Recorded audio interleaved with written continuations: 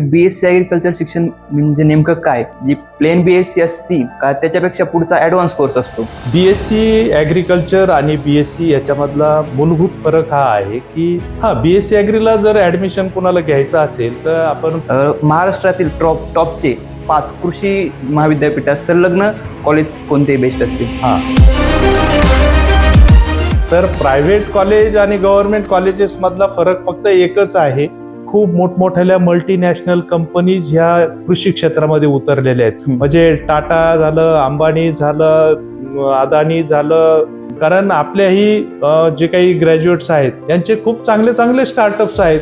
तो एक ट्रेंड आम्हाला नवीनच बघायला मिळाला की आपले विद्यार्थी IT क्षेत्राकडे वळतायत. आता मग एखाद्या विद्यार्थ्याला जर का चांगलं पॅकेज मिळवायचे, काय प्रॅक्टिस केल्या गेल्या पाहिजे, की कोणत्या स्किल इम्प्रूव्ह केल्या गेल्या पाहिजे? की आपल्याला जर पॅकेज चांगलं पाहिजे असेल तर आपण